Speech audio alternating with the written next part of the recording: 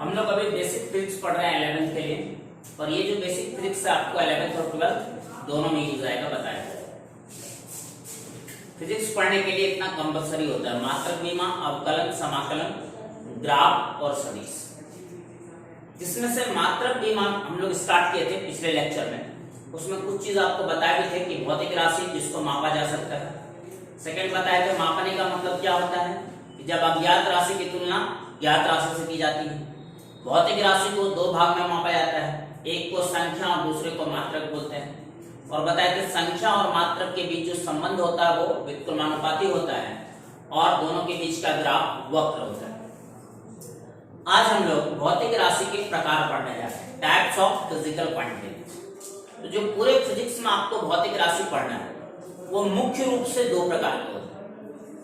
एक मूल भौतिक राशि, जिसका दूसरा नाम होता है आधारी भौतिक राशि, और दूसरा व्युत्पन्न भौतिक राशि। एक और टाइप भी होता है, तीसरा टाइप, जिसको हम लोग बोलते हैं पूरक भौतिक राशि, जो आपको हम ये दोनों भौतिक राशि जो मेन है इसको पढ़ाने के बाद लास्ट में उस पर चर्चा करेंगे, व्युत्पन्न भौतिक राशि। अभी जो हम लोग पढ़ने जा रहे हैं, जो भौतिक राशि मेनली दो टाइप के होते हैं, मूल या आधारी पहला हो गया, और दूसरा व्युत्पन्न भौतिक राशि। क्योंकि 2 साल तक हम लोग को फिजिक्स में केवल और केवल भौतिक राशि ही पढ़ना है। तो हम लोग जो पढ़ने जा रहे हैं भौतिक राशि के प्रकार।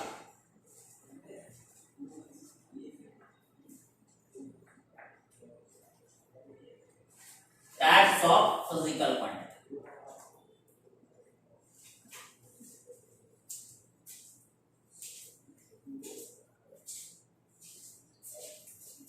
इसमें पहला होता है मूल या आधारी भौतिक राशि।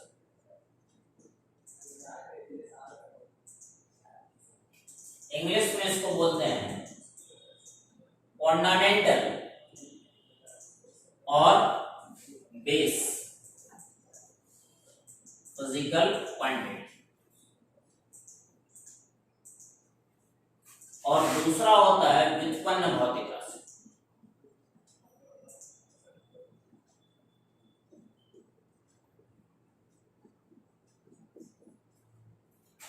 Derived physical quantity.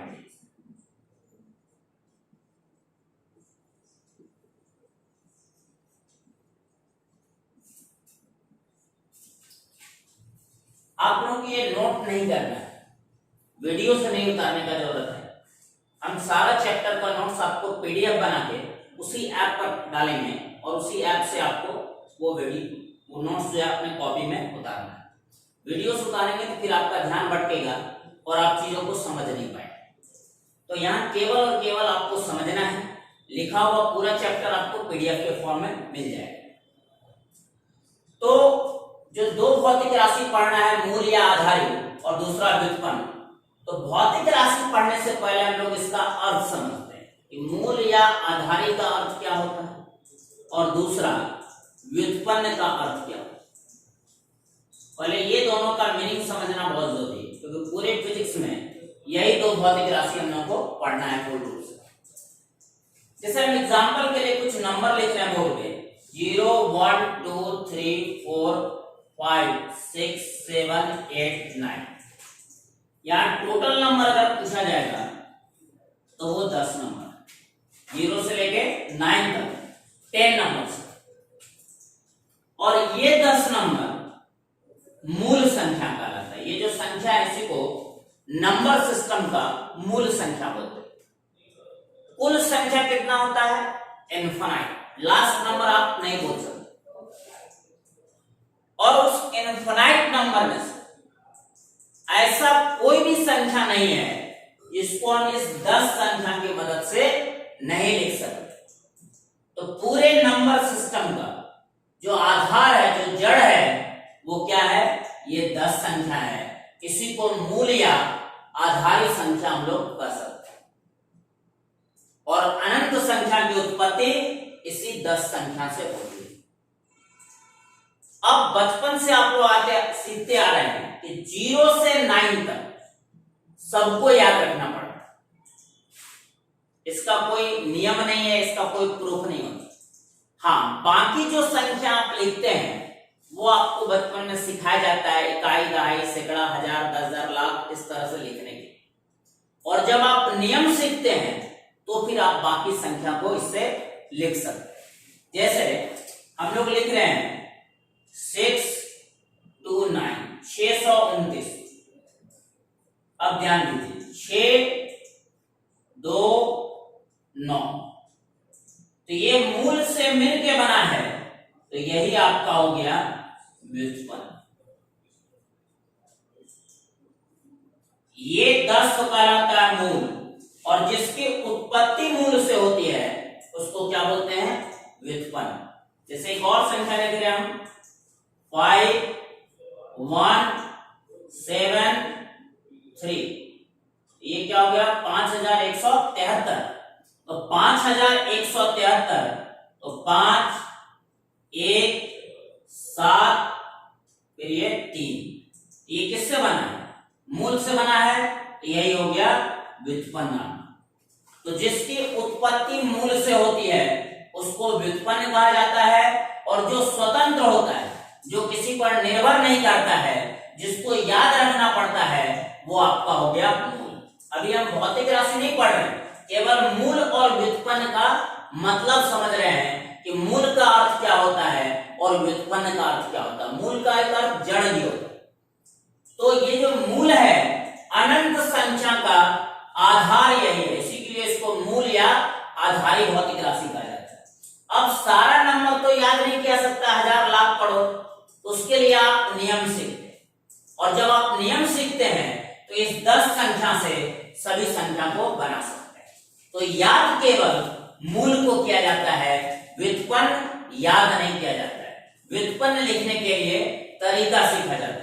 जैसे ही आप व्युत्पन्न लिखने का तरीका सीखते हैं, आप अपने आप मूल से व्युत्पन्न को लिख सकते हैं। और अगर आप तरीका नहीं जानते हैं तो आपकी पूरी जिंदगी बीत जाएगी, नंबर अनंत है, वो आप याद नहीं कर सकते।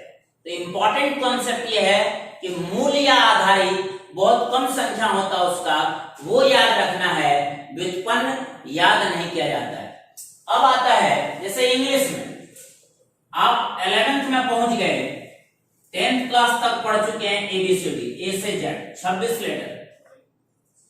ये 26 लेटर इंग्लिश का कितना भी बड़ा विद्वान होगा, टीचर हो या स्टूडेंट, सबको याद करना पड़ेगा, क्योंकि ये इंग्लिश का मूल या आधारी लेटर है। ABCD जो है A से Z, वो सबको याद करना पड़ेगा। यही इंग्लिश का मूल या क्या कहलाता है? आधारी लेटर।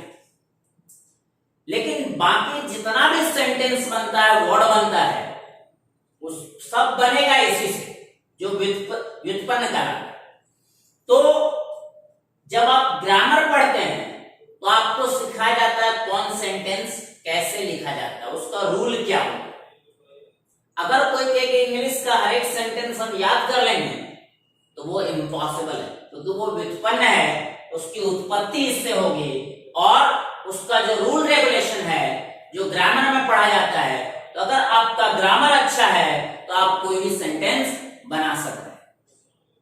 लेकिन कोई चाहेगा एक दिन में ये पूरा हो जाएगा, तो एक दिन में ऐसा नहीं हो सकता। उसी तरीका से जैसे ये इंग्लिश में फंडामेंटल हो गया, ये मैथ्स का फंडामेंटल हो गया, उसी तरह से फिजिक्स में अब भौतिक राशि की बात करें तो केवल 7 भौतिक राशि, 7 फिजिकल क्वांटिटी है, जो किसी पर भी निर्भर नहीं करता है। वो हमको भी याद करना पड़ेगा और आपको भी याद ही रखना पड़ेगा।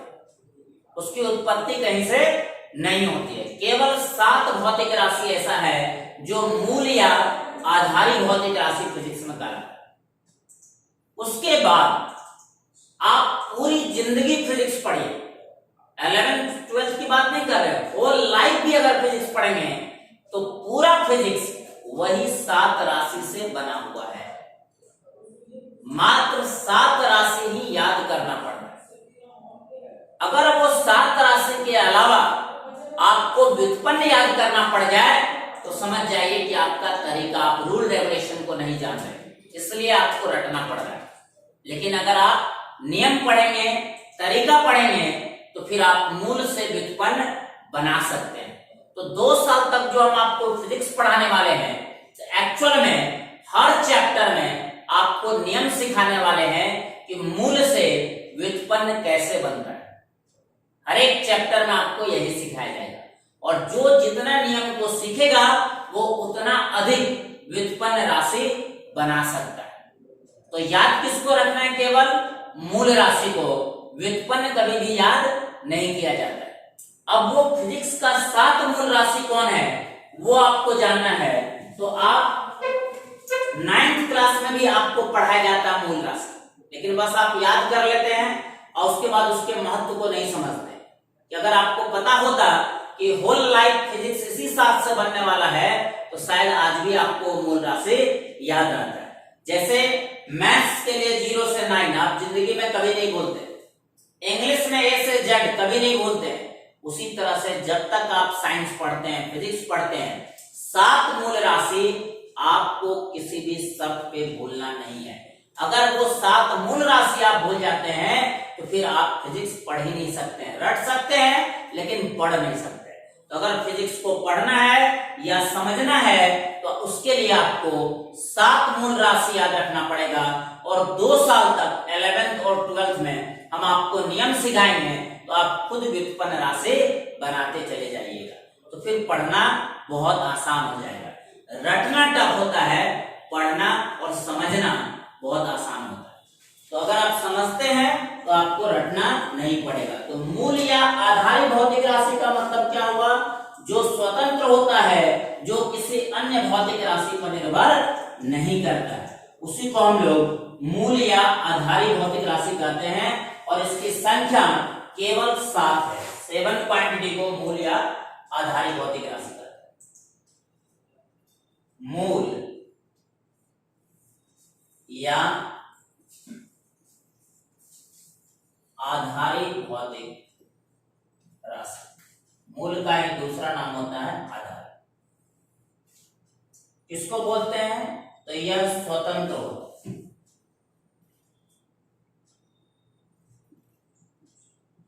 अर्थात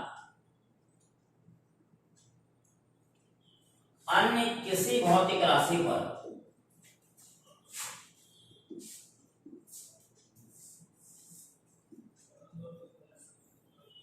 निर्भर नहीं करता, और इसकी संख्या केवल कितनी है? 7 है।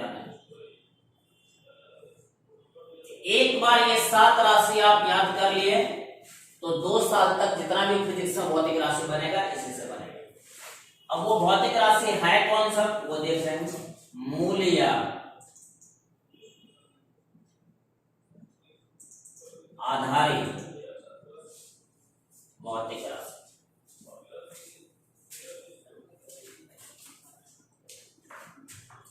इसमें पहला आता है लंबाई,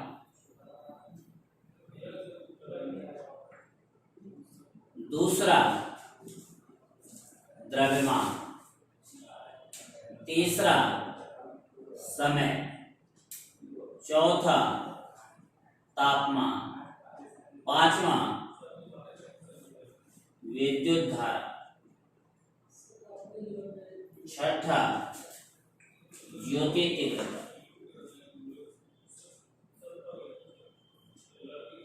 और 7वां पदार्थ के मात्रा। 2 साल तक जो आप फिजिक्स पढ़ेंगे इसी 7 राशि से पूरा फिजिक्स बना हुआ है। लंबाई, द्रव्यमान, समय, तापमान, विद्युत धारा, ज्योति तीव्रता, पदार्थ के मात्रा। अब इस 7 भौतिक राशि को जो मापा जाता है उसका ऐसा ही मात्रक होता है जो मापते हैं जिस मात्रक में है, उसमें लंबाई को मापा जाता है मीटर। अब बच्चों को लगेगा हम तो हिंदी मीडियम पढ़ते हैं सर, इंग्लिश मीडियम में लिखा है। ये हम हिंदी में ही लिखे हैं।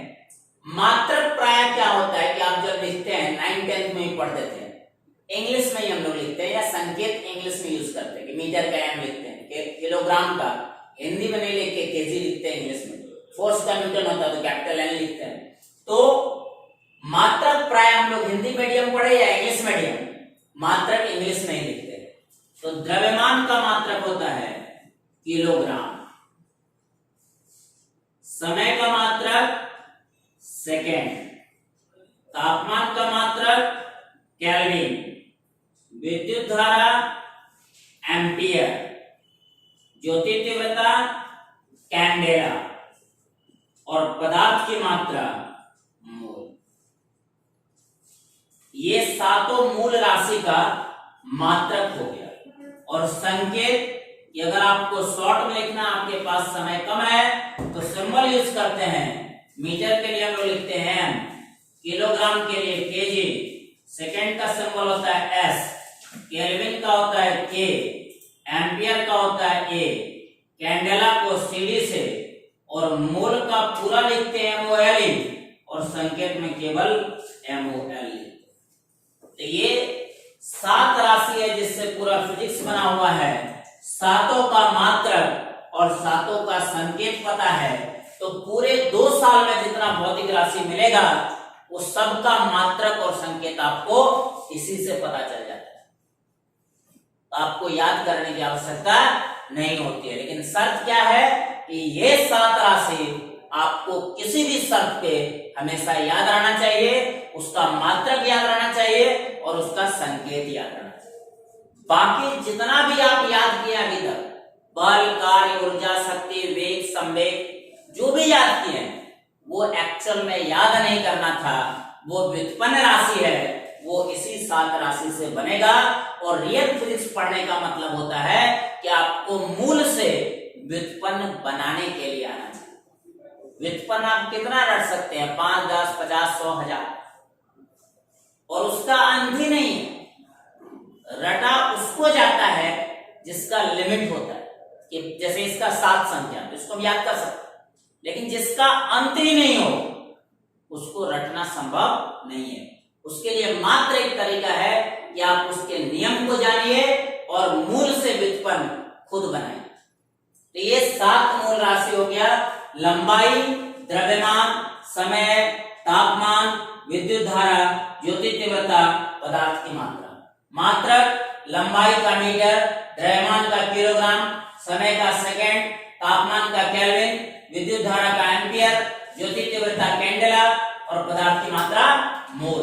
और संकेत पूछेगा तो मीटर को स्मॉल m से, किलोग्राम को केजी से, सेकेंड को स्मॉल s से, केल्विन को कैपिटल K से, एम्पियर को A से, कैंडेला का संकेत CD और मोल का संकेत है वो L। अब एक आता है कि सर आप SI मात्रक क्यों यूज करते हैं? SI मात्रक क्यों यूज करते हैं? लंबाई का मात्रक तो सेंटीमीटर भी होता है, इंच भी होता है, फीट भी होता है, तो बहुत सारा मात्रक है, लेकिन आप SI मात्रक ही क्यों पढ़ा रहे हैं? तो इसके पीछे वजह क्या है? आप प्रैक्टिकली सोचिए, अपने दैनिक जीवन में सोचिए। जैसे अलग अलग गांव, अलग अलग क्षेत्र की भाषा अलग अलग, हर डिस्ट्रिक्ट में जो लोकल लैंग्वेज होता है वो अलग अलग।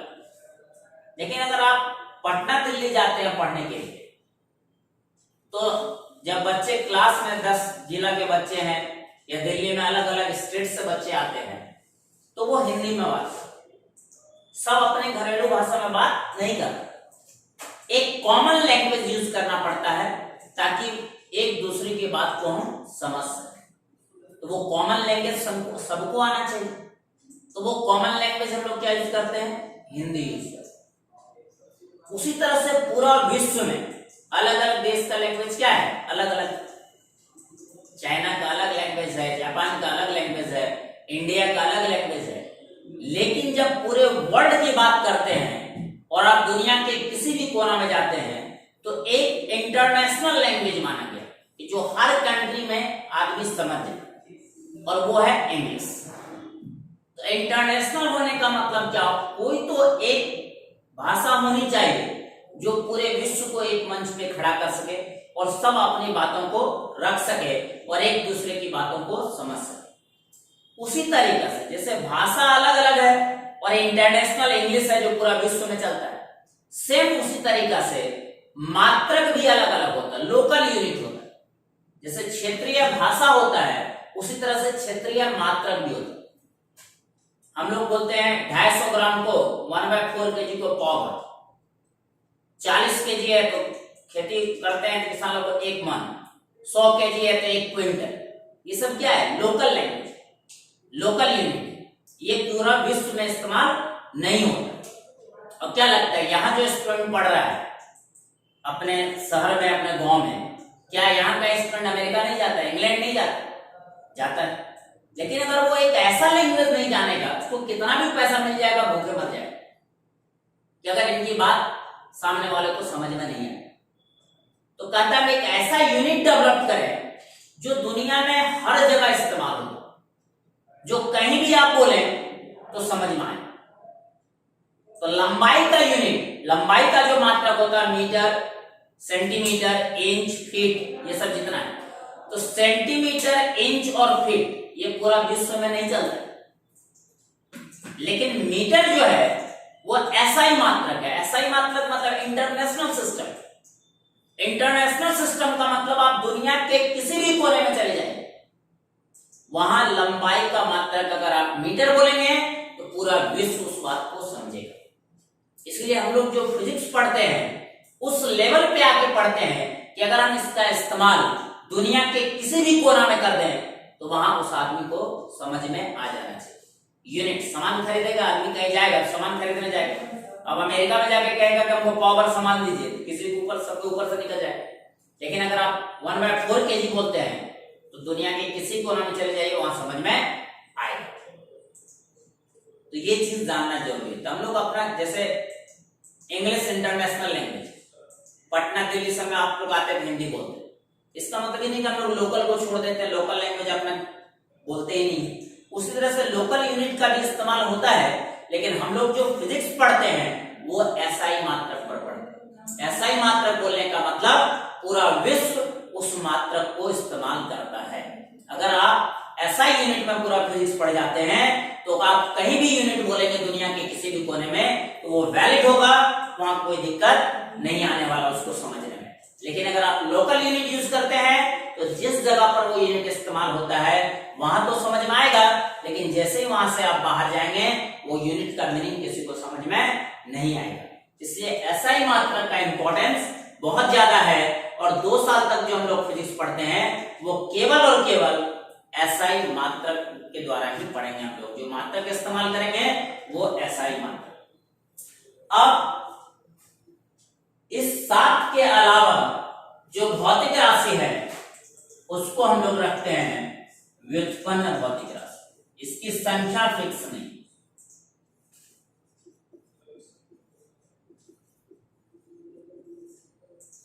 और इसको आप एक दिन में पढ़ भी नहीं सकते। 2 साल तक यही भौतिक, व्युत्पन्न भौतिक राशि पढ़ना है, और ये इससे कैसे बना वो सारा रूल बताया जाएगा। हम अभी कुछ व्युत्पन्न भौतिक राशि बताएंगे जो आप 9th में पढ़े थे, बल, कार्य, ऊर्जा सब, वो दिखाएंगे कि मूल से ही बना है, कैसे बना है। सबसे पहले हम समझते हैं 2 राशि, जो सबसे छोटा राशि है, 9th क्लास में आप लोग पढ़े थे, दूरी और विस्थापन। नाम सुने आप लोग? दूरी और विस्थापन इंग्लिश में बोलते हैं डिस्टेंस और डिस्प्लेसमेंट। 2 पॉइंट हैं ए और बी, तो एक जगह से दूसरे जगह तक जाने का पूछेगा कितना रास्ता हो सकता है, तो आप कह सकते हैं अनंत रास्ता हो। रास्ता का मतलब क्या होगा कि आप ए से निकले बी पर पहुंचे। जैसे आपको अपने घर से पटना आना, कहेगा कितना रास्ता है, तो कहेगा हमको तो 2-4 रास्ता ही केवल पता है। नहीं, तुम दिल्ली होकर पटना आओ वो भी एक रास्ता है, कलकत्ता होकर पटना पहुंचे वो भी रास्ता है, रांची होकर पटना पहुंचे वो भी एक रास्ता है, लंदन होकर पटना पहुंचोगे, अमेरिका होकर पटना पहुंचोगे, तो सब रास्ता है। और अलग अलग रास्ते की लंबाई अलग अलग होगी। एक जगह से जो आप दूसरे जगह जाते हैं, अगर आप रास्ता बदल दें तो उस रास्ते की लंबाई क्या होगी, अलग अलग। तो हम मान लेते हैं इस रास्ते की लंबाई है 60 मीटर, इसकी लंबाई है 50 मीटर, ये 70 मीटर और ये 100 मीटर। तो कोई आपसे पूछा कि ए से बी की दूरी बताओ, अब अलग अलग, कोई कहेगा 60 मीटर, कोई 50 मीटर, कोई 70 मीटर, कोई 100 मीटर। ऐसा हजारों रास्ता हो सकता है, लाखों हो सकता है, अनंत रास्ता हो। तो अभी दूरी बताना संभव नहीं है। तो जब कोई दूरी पूछता है तो आपको पूछना चाहिए कि ए से बी तक जाने का वास्तविक रास्ता कौन सा है। अब कहेगा वास्तविक रास्ता मतलब, तो रास्ता अनंत है, लेकिन क्या एक आदमी एक साथ दो रास्ता पर कभी चल सकता है? संभव है? नहीं है संभव। तो जिस रास्ता पर वस्तु गति करता है उसको हम लोग बोलते हैं वास्तविक रास्ता, और वो केवल कितना होता है, एक। तो जब आपको ए से बी की दूरी पूछा जाता है तो आप पूछिए वास्तविक रास्ता क्या है, मतलब वो चल किस रास्ता पे रहा है। तो अगर कहता है ये वास्तविक रास्ता, ये कौन सा रास्ता है, वास्तविक रास्ता। तो वास्तविक रास्ता जो है उसके लंबाई को ही दूरी कहा जाता है। लंबाई को ही क्या बोला जाता है, दूरी। तो ए से बी तक जाने का कितना रास्ता, अनंत रास्ता।